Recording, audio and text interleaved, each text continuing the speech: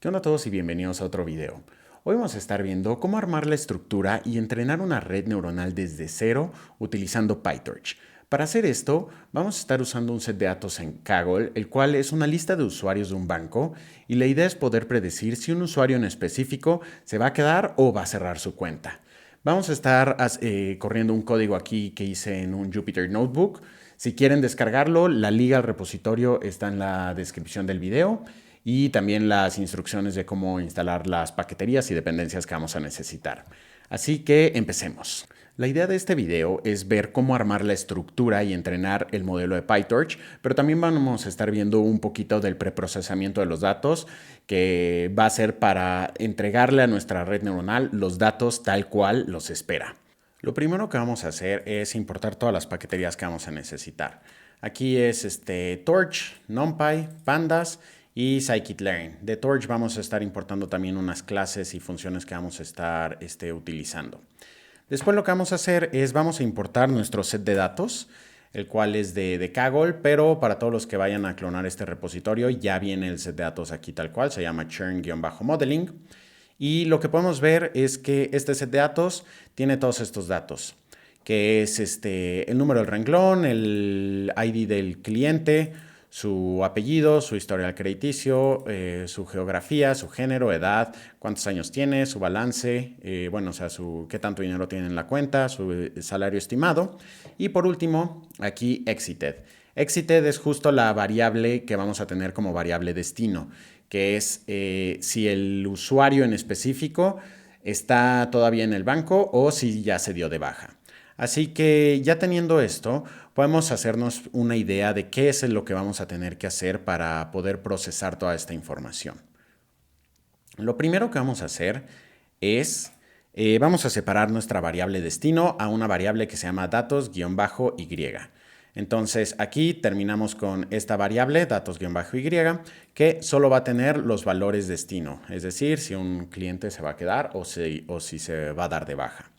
Después vamos a eliminar las columnas que no hacen sentido, que no nos van a ayudar a que nuestro modelo pueda predecir mejor o peor, que son el número del renglón, el ID del cliente, su apellido y la variable destino, porque pues esa ya la tenemos en otra variable, ¿no? Entonces, datos X solo se va a quedar con esta información, el historial crediticio, la geografía, el género, edad, cuántos años llevan en el banco y bueno, toda esta información. La razón por la que quitamos estos es que el apellido de un cliente no nos va a decir si es más probable que se quede o que se vaya del banco. Ahora, ya que tenemos esta tabla en nuestra variable datos-x, lo que podemos ver es que tenemos unas columnas que están en texto. Las redes neuronales no procesan no procesan la data en texto, solo procesan números. Así que tenemos que ver una manera de convertir este texto que tenemos a número. Lo que vamos a estar haciendo es algo que se llama one-hot encoding y para eso vamos a estar utilizando pandas. Vamos a usar datos-x es igual a pandas.getDummies de datos x. Y aquí lo que estamos haciendo es un one-hot encoding de las variables que tenemos en texto y que son categóricas, como geografía y género. Y el one-hot encoding lo que nos va a hacer es que en vez de tener una columna de geografía, vamos a tener una columna por cada categoría que se tenía.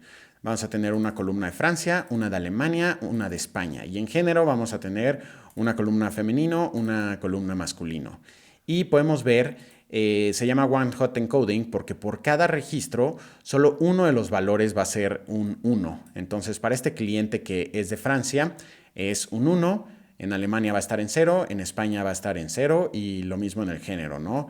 Femenino va a estar en 1 y masculino va a estar en 0. Ya, si se dan cuenta, tenemos una tabla la cual no tiene texto. Todo está en números. Ahora, lo siguiente que tenemos que hacer es escalar todos estos números a que estén en un rango más pequeño. Si se dan cuenta, tenemos balance y salario estimado, los cuales pueden ir desde 0 hasta millones. Entonces, para facilitarle la vida a nuestra red neuronal, tenemos que escalar todos estos números a que estén dentro de un rango. Aquí, la manera en la que lo vamos a hacer es usando Standard Scaler, que es una Es una función de scikit-learn y lo que va a hacer es que va a poner todos los números, todas las variables que tenemos en un rango. Entonces aquí podemos ver que ya todas nuestras variables están escaladas a un rango muchísimo más pequeño. Ahora, como siguiente paso, lo que vamos a hacer es vamos a dividir nuestro set de datos entre entrenamiento y testing. Aquí normalmente de entrenamiento vamos a estar usando un 80% de nuestros datos y de testing vamos a estar usando el 20%. Así que lo primero que hacemos es imprimir el número de registros que tenemos en datos-x y tenemos 10,000 registros. Después, lo que vamos a hacer es, vamos a importar de scikit-learn una función que se llama trainTestSplit, la cual automáticamente nos divide el set de datos y lo que podemos ver es que vamos a tener una variable xtrain, xtest, ytrain, ytest igual a, y la función de scikit-learn le vamos a dar nuestros datos x, le vamos a dar nuestros datos y, le vamos a decir cuál es el porcentaje que queremos de testing, que es un 20%, y random state es una manera de tener una semilla. Va a ser el split de nuestros datos de manera aleatoria, pero si ponemos un random state en específico, cada vez que lo corramos vamos a tener el split hecho de la misma manera. Entonces, ejecutamos esta celda y vemos aquí que ya nos dividió nuestro set de datos en entrenamiento y en testing. Lo podemos ver aquí. Para entrenamiento vamos a tener 8,000 registros con 13 columnas. Para testing vamos a tener 2,000 registros con 13 columnas. Y lo mismo para nuestra variable destino. Vamos a tener 8,000 registros y 2,000 registros para el testing. Después vamos a hacer, ahorita van a ver para qué vamos a usar esto, pero una variable que se llama n-entradas, que es el número de entradas que va a tener nuestra red neuronal. En este caso va a ser 13. Vamos a estar dándole 13 variables y con esas 13 variables va a intentar predecir si un usuario se va a salir o se va a quedar en el banco. Ahora, PyTorch funciona con algo que se llaman tensores. Básicamente son arreglos, pero es la manera en la que procesa la información. Hasta el momento hemos estado procesando la información con pandas, lo cual es un data frame. Lo que tenemos que hacer antes de entrenar nuestro modelo es convertir todo nuestro set de datos a un tensor de PyTorch. Aquí lo que podemos ver es que vamos a hacer esto es por tensor, _xtrain, es igual a torch.fromNumPy. Básicamente, esto lo que hace es convierte un arreglo en NumPy o de pandas a un tensor de PyTorch. Y lo único que vamos a hacer es, le vamos a dar x-train, le vamos a decir que nuestros valores son un float. Y por último, tu CPU. Esto es para que PyTorch sepa en dónde va a estar procesando esta información. Si ustedes tienen una tarjeta de NVIDIA, lo más probable es que van a poner aquí CUDA. Y si tienen una computadora Mac con Apple Silicon, van a poner MPS. En este caso, yo lo voy a dejar como CPU. Y vamos a ver que vamos a generar varias variables. T-xtrain, que va a ser el tensor de nuestra data para entrenamiento. Después T-xtest, que es el tensor con nuestra data para testing, y lo mismo para nuestras variables destino. Ahora, corremos esto y podemos ver aquí que ya tenemos nuestro tensor. Por ejemplo, nuestro tensor de ytrain ya es, aquí nos está diciendo que es un tipo de dato tensor y ya, son todos estos resultados que tenemos. Ahora, ya vamos a pasar a cómo armar nuestra red neuronal. En PyTorch, cuando hacemos una red neuronal, primero tenemos que hacer una clase. Esta clase, básicamente lo que va a hacer es, va a decir cuál es toda la estructura de nuestra red neuronal, pero también esta clase va a heredar elementos de nn.module. Entonces, vamos a tener que armar una clase la cual siempre va a tener estas dos funciones. La función de inicializadora y una función llamada forward. Entonces, en la primera función inicializadora es en la que vamos a definir la estructura de nuestra red neuronal. En este caso vamos a estar haciendo una red neuronal bastante pequeña porque no necesitamos hacer algo muy elaborado. Y aquí podemos ver la estructura de nuestra red neuronal. Estas líneas que están en verde son solo para que puedan ustedes hacer ejercicios y ver qué pasa si haces tu red neuronal muchísimo más grande o muchísimo más pequeña. Pero aquí la idea es, vamos a ir definiendo cuáles son las capas de nuestra red neuronal. La primera va a ser una capa lineal, lo cual quiere decir que cada neurona de esta capa va a estar conectada a todas las neuronas de la siguiente capa. Y vamos a decirle nn.linear, que es una capa lineal, y le vamos a decir primero cuántas variables va a estar recibiendo de entrada. Si se acuerdan, tenemos 13 variables distintas que pasamos a n-entradas, y después le vamos a decir qué tantas salidas va a tener esa capa. Entonces, esta capa va a recibir 13 variables y va a generar 15 salidas. Después, nuestra siguiente capa, aquí la estoy llamando linear 2, va a recibir 15 variables, que son las 15 de salida que venían de la primera capa, y va a sacar 8 variables. Y por último, vamos a tener una tercera capa, la cual va a recibir 8 variables, que son las de salida de la capa anterior, y solo va a tener una respuesta. Aquí esta respuesta es porque es un problema binario, es 0 y 1, si se queda o no se queda el cliente. Ahora, ya que definimos esto, después tenemos que definir otra función que se llama forward. Forward es para decirle a PyTorch todo el flujo de operaciones que va a ocurrir entre cada una de estas capas. En este caso, como es una red neuronal muy sencilla, no es algo muy elaborado. Si quieren hacer algo para procesamiento de imágenes, pues en vez de estar usando lineales, van a estar usando convoluciones y max pooling, pero en este caso solo estamos usando lineales. Y para esta función de depth forward, lo que vamos a decir es cómo fluyen estos datos. Primero es, vamos a generar una predicción 1, es decir, va a pasar la información por nuestra primera capa y nos va a generar una primera predicción. La manera en la que le decimos esto es, para nuestra primera capa va a estar recibiendo una serie de inputs, que aquí son las 13 variables, y esto va a pasar después por una función de activación sigmoide. Entonces va a recibir la entrada, lo va a procesar con una función de activación sigmoide y lo va a poner en esta variable que se llama pred1. Después vamos a tener otra variable que se llama pred-2, la cual toma la salida de pred1, también la pasa por una función de activación sigmoide y nos la deja aquí en esta variable. Y por último vamos a tener una variable que se va a llamar pred-f y lo que tiene es la salida de la capa anterior se va a procesar en la capa linear 3 y también va a ser procesada por una función sigmoide. Y aquí nos va a terminar regresando pred-f. Entonces aquí lo que estamos haciendo es, le estamos diciendo cómo va a entrar por la primera capa, va a procesar todas las entradas, las va a pasar por una función de activación y ese resultado después se va a pasar a la siguiente capa y la siguiente capa va a ser lo mismo, así hasta llegar al final. Entonces, ya que hicimos esto, ejecutamos esta celda y aquí esto lo pueden ignorar, esto fue porque estaba haciendo un testing. Ahora, ya que tenemos armada la estructura de nuestra red neuronal, vamos a pasar a entrenarla. Entonces, lo primero que vamos a hacer es vamos a estar definiendo algunas variables.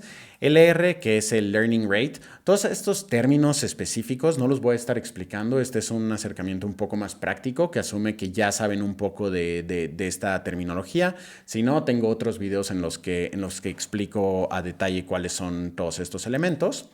Entonces, el primero es LR, que es el learning rate o la tasa de aprendizaje. Después el siguiente es epochs, es el número de épocas por el que vamos a entrenar a nuestro modelo. Algunas de estas variables las estoy dejando en inglés porque así es como las van a estar viendo en casi todos los repositorios, en casi todos los códigos que haya. Entonces no vale la pena traducirlos, aquí sí vale la pena aprendérselos como están en inglés. Después vamos a tener status-print, esto es Para cada 100 épocas de entrenamiento nos va a desplegar métricas de cómo está yendo nuestro modelo, cuál es su función de, bueno, cuál es su pérdida, cuál es su accuracy, y demás. Después, lo que vamos a hacer es, vamos a hacer una variable model y lo que va a estar haciendo es, vamos a inicializar un objeto de la clase que generamos aquí arriba. Entonces aquí si vemos, teníamos nuestra clase llamada red, la cual es la que tiene toda la estructura y todas las operaciones. Lo que espera es el número de entradas. Entonces aquí lo que vamos a hacer es, vamos a hacer nuestra variable model, es igual a la clase red, y el número de entradas es el número de entradas que definimos arriba, que me parece son 13 columnas, ¿no? Después imprimimos los parámetros del modelo, esto lo podemos limitar. Luego definimos cuál es nuestra función de pérdida. Entonces, en este caso, la función de pérdida que vamos a estar usando es un Binary Cross Entropy, que es una entropía cruzada binaria. Esta función de pérdida es la que se utiliza normalmente cuando tenemos un problema binario. Es decir, en este caso es se queda o se va el cliente. Entonces vamos a decir el loss-fn, que es la función de pérdida, es igual a bce loss, que bueno, nn.bce loss, que es la función de entropía cruzada. Luego vamos a definir otra variable que se llama optimizer. Esto es cuál va a ser el algoritmo de optimización que vamos a estar usando durante el entrenamiento. Entonces es torch.optim. Y aquí el optimizador. En este caso vamos a estar utilizando Adam y los parámetros de nuestro modelo y la tasa de aprendizaje que definimos arriba. Después aquí estoy imprimiendo la arquitectura del modelo. Ahorita van a ver que lo corramos. Histórico es igual a un data frame en blanco. Esto va a ser para estar guardando información sobre el entrenamiento y después poderlo graficar. Después imprimimos que el modelo se está entrenando y ahora aquí es en donde ya va a empezar el entrenamiento de nuestro modelo. Primero vamos a hacer un ciclo for que sea de 0 a el número de épocas que tengamos, ¿no? Entonces, bueno, de 1 al número de épocas que tengamos. Entonces vamos a poner for epoch in un range de epochs más 1, que aquí eran 2000.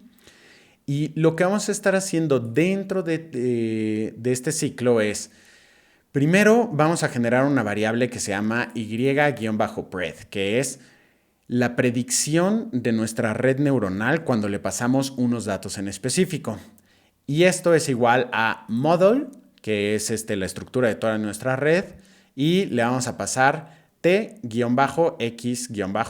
Si se acuerdan, este es el tensor, el cual tiene toda la información de las 13 variables que vamos a estar utilizando para entrenar.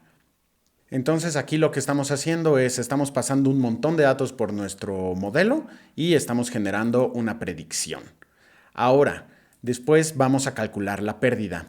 La pérdida es igual a la función de pérdida con lo que predijo el modelo, que es y-pred, y lo que tenía que haber predicho, o sea, la información correcta, ¿no?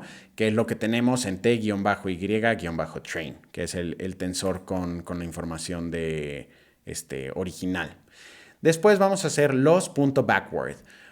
Aquí básicamente lo que estamos haciendo es un backpropagation, que es parte de cómo aprende nuestra red neuronal. Aquí estamos calculando todas las gradientes necesarias para poder ajustar los pesos que tenemos dentro de nuestra red neuronal. Después vamos a correr optimizer.step. Optimizer.step lo que hace es, ya tenemos las gradientes calculadas, ahora vamos a usar el algoritmo de optimización para usar esas gradientes y cambiar los pesos de nuestra red neuronal. Y por último hacemos optimizer.zero-grad. Esto es para que no estemos acumulando las gradientes en cada una de las iteraciones de nuestra época, ¿no?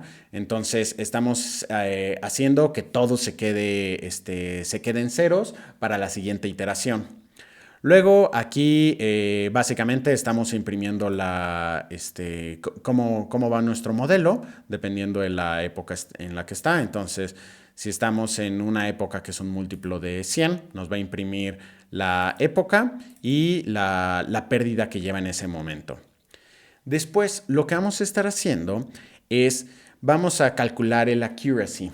Para esto, lo que vamos a hacer es muy similar a lo que hicimos aquí, en donde entrenamos nuestro modelo, pero en estos pasos no vamos a querer que nuestros pesos se modifiquen, no queremos que nuestra red neuronal se modifique para nada.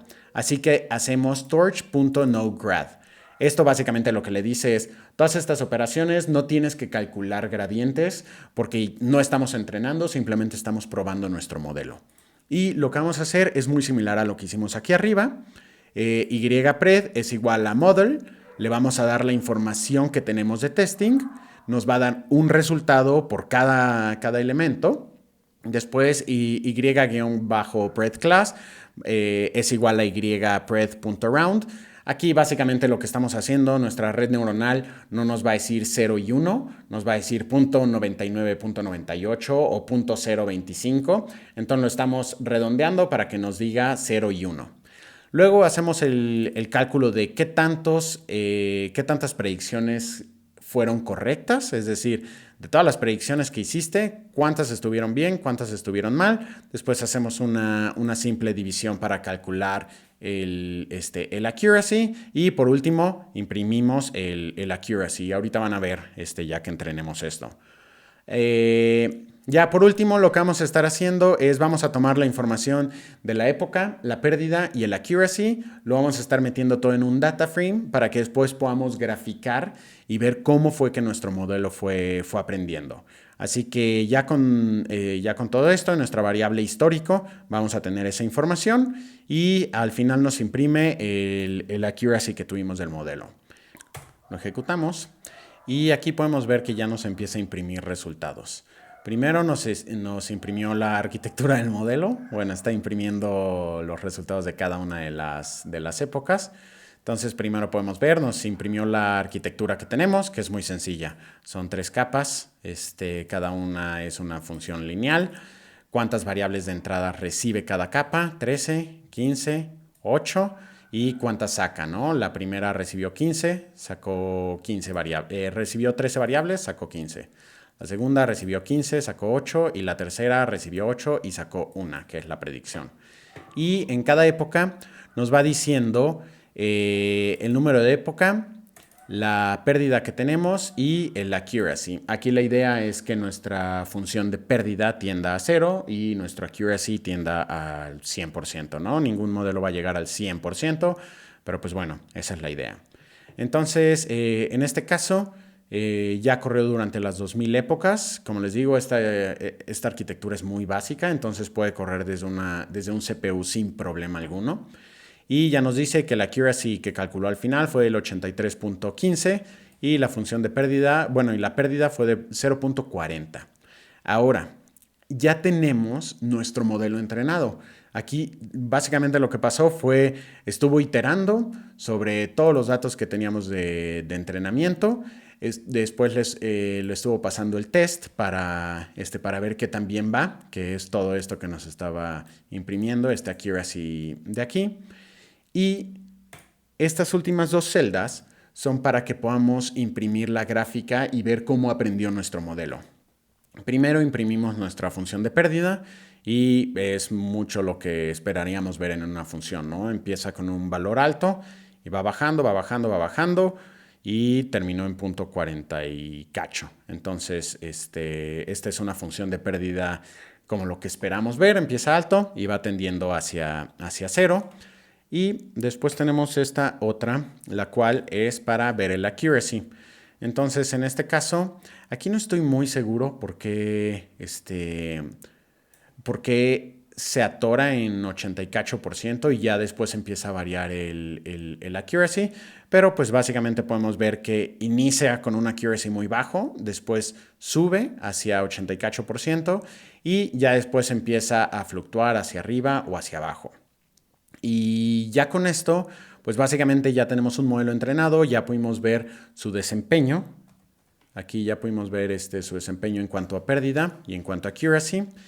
Y por último, nada más si ya quieren correr predicciones con datos que ustedes tengan.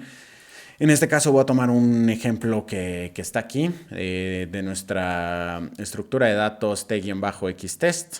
Vamos a tomar el primer elemento, que es este. Y vamos a mandarlo a generar una predicción. Entonces, predicción es igual a model. Model ahora ya tiene nuestro modelo completamente entrenado. Model ya tiene todos los pesos que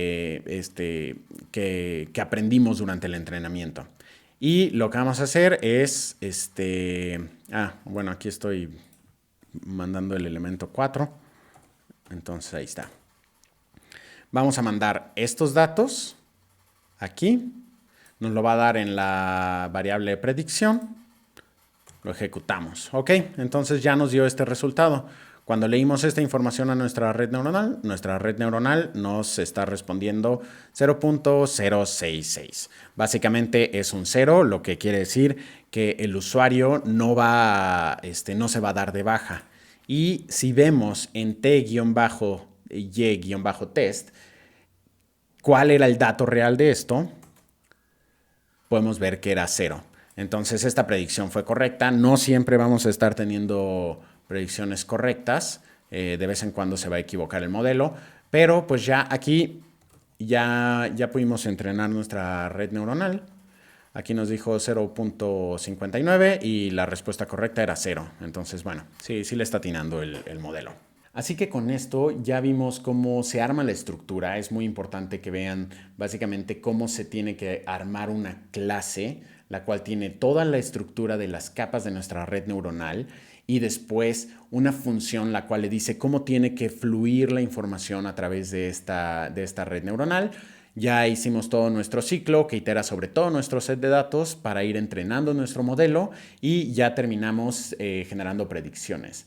Así que con esto, ya dependiendo del set de datos que tengan ustedes, van a añadir más capas, menos capas, van a cambiar funciones de activación o el tipo de operaciones de optimización, de learning rate. Pero pues bueno, ya con esto ya tienen los básicos para poder empezar a hacer ejercicios por su lado con información que ustedes tengan. Y bueno, eso fue todo por hoy. Espero que les haya funcionado. Cualquier duda o comentario, déjenla abajo en la sección de comentarios y que tengan muy buen día.